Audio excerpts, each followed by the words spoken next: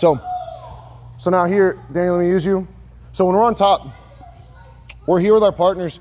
He pulls guard. The first thing I have to do is address the grip. So he makes his 2 grips, now he pulls guard, and then he gets his foot into that de la Riva position, boom. Now the problem is right now, his feet, he's got one foot basically like on my hip, the other one is right behind my knee. So he's got really sticky and glued feet on me, and I'm actually not able to pull this foot off while he has this collar grip.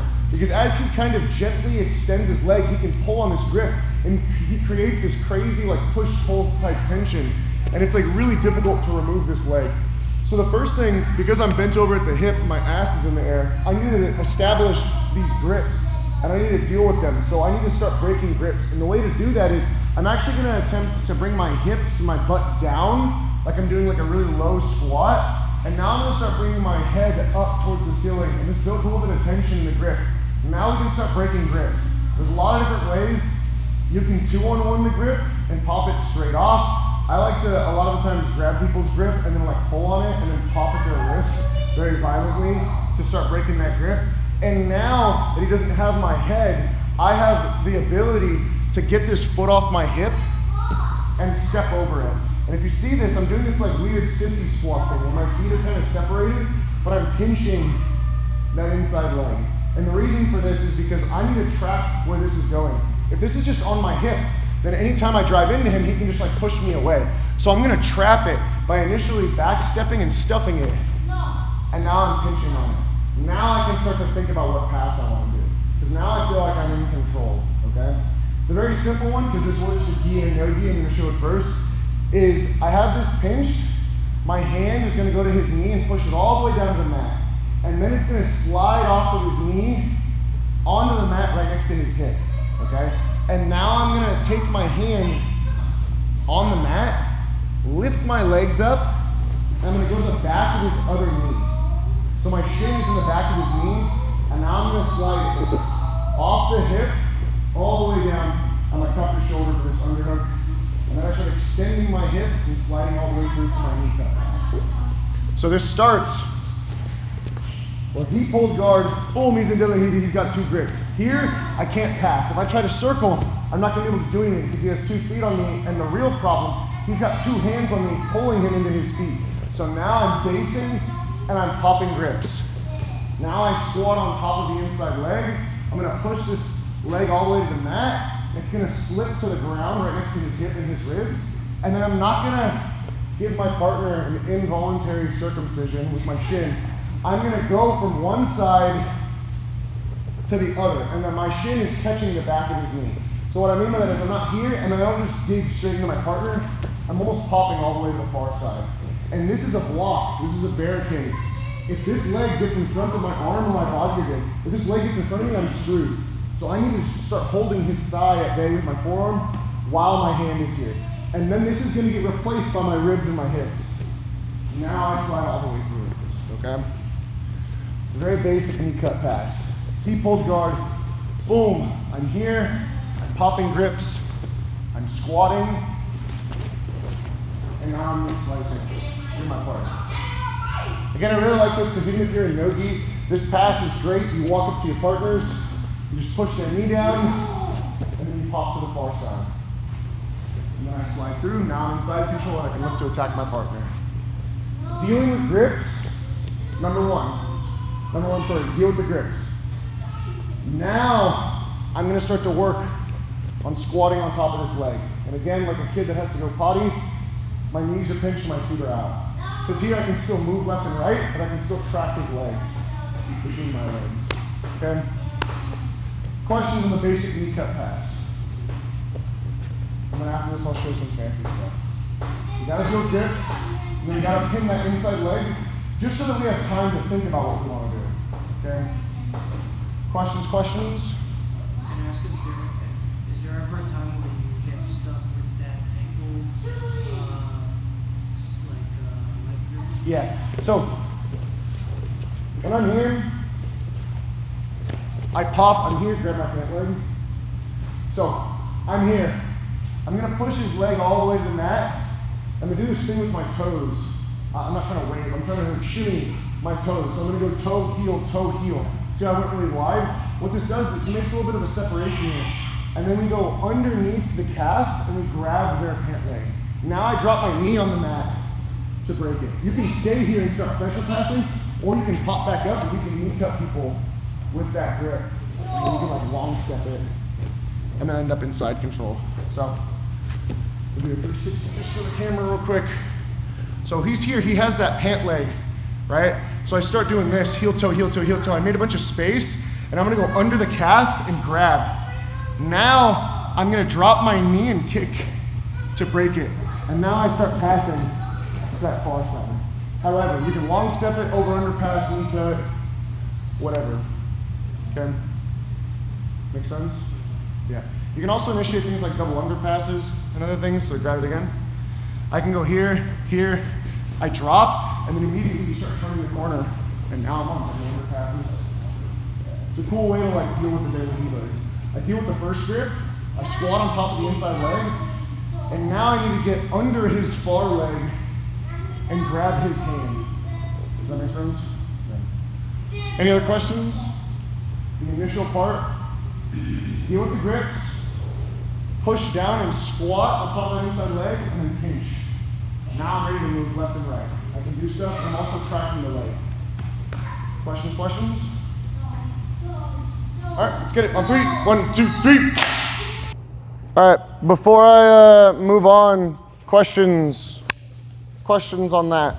The initial part is always, I'm dealing with grips, because if they're gripping me, they're manipulating my posture, and they're pulling me into their feet, which is really bad. Because now, if somebody has like a half decent leg press, if they pull you into it, you now can no longer go around to the outside. So I'm dealing with the grip to make it so they can't pull me into that leg pressing muscle. And I'm squatting on top of the leg so they can't kick me in the thigh or the groin or whatever. So now I've got a little bit of control of what's happening with the situation because I got those pulling grips off of me and I got those pushing feet off of me. Now I can think about whatever it is I want to do, right? There's hundreds of passes.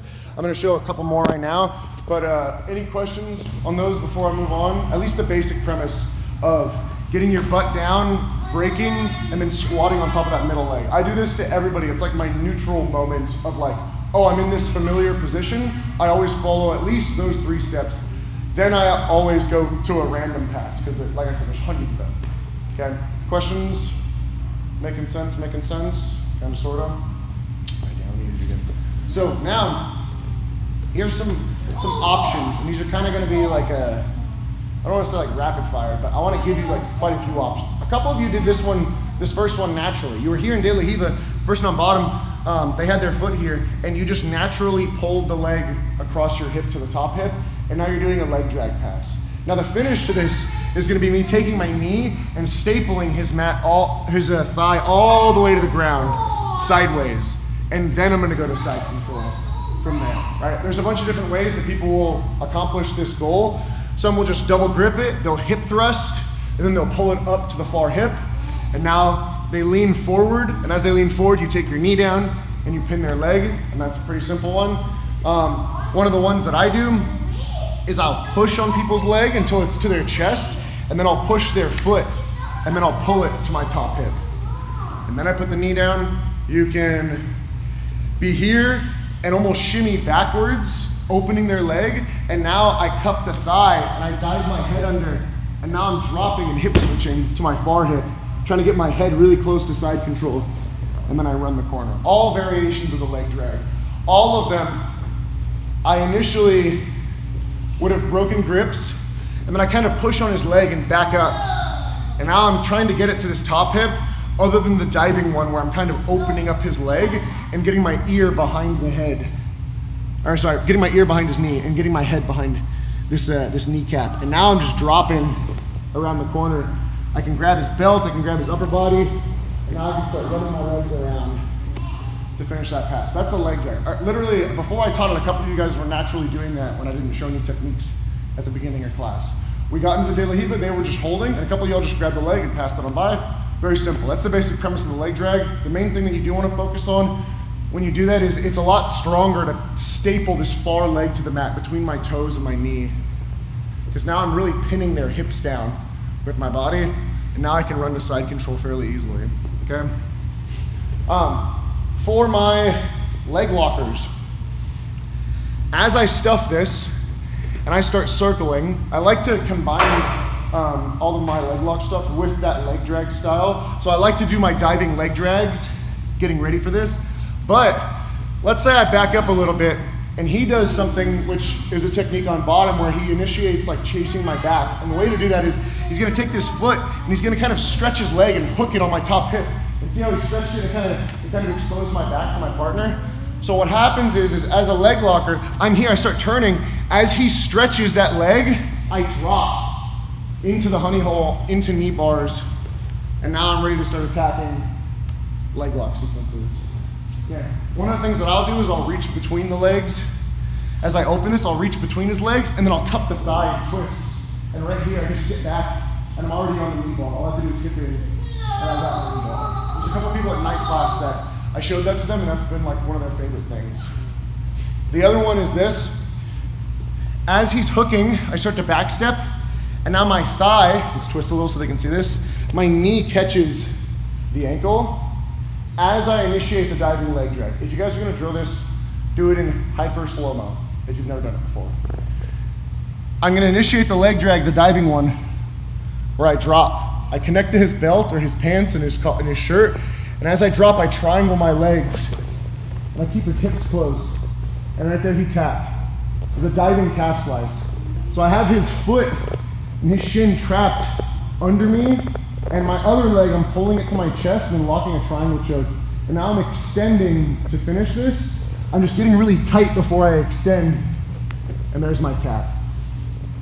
So if you like doing diving leg drags, the benefit of this is if you lose the submission, they're gonna let go with their legs so that they don't get tapped, and then all of a sudden you're around the corner on the leg drag, okay?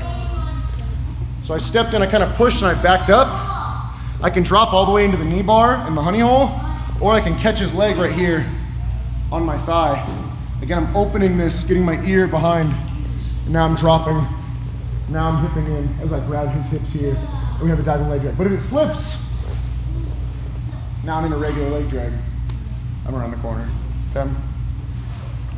So we can knee cut, coming here, boom, boom. I knee cut across. If you're having trouble, you can reach under, stomp through, and now you can initiate other types of passing.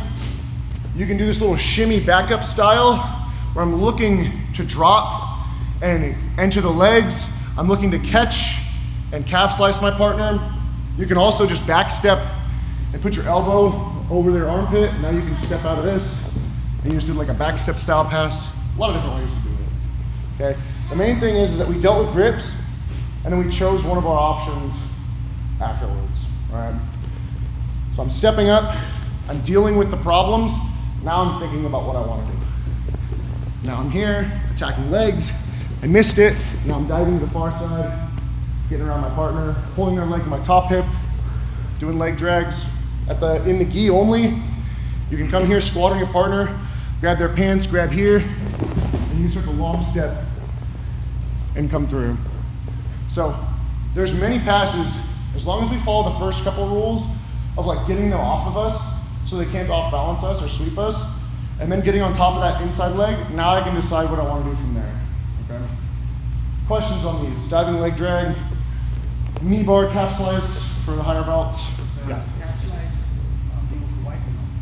So again, you have to know what the rules are of the tournament that you enter. ADCC, all submissions are legal at white belt.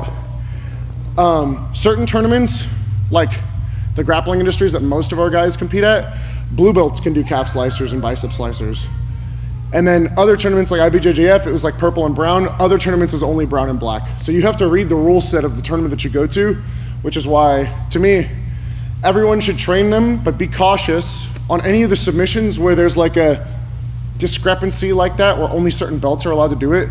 The reason they have that is a safety protocol, because if any of you guys do that calf slicer and you just jump as hard as you can break people's knee and all that stuff. So that's why I said, when you go to drill this, if you decide to, go slow. Do it in like slow-mo, let your partner, give them a lot of time to tap. And at the higher levels, then you can start jumping into it because you understand where the breaking point is and where the pressure is applied. Cool, cool. Diving calf slice, diving leg drag. Questions? Questions? Long step. Anyone want to say any of them specifically again? No. All right, let's drill on 3. 1, 2, 3.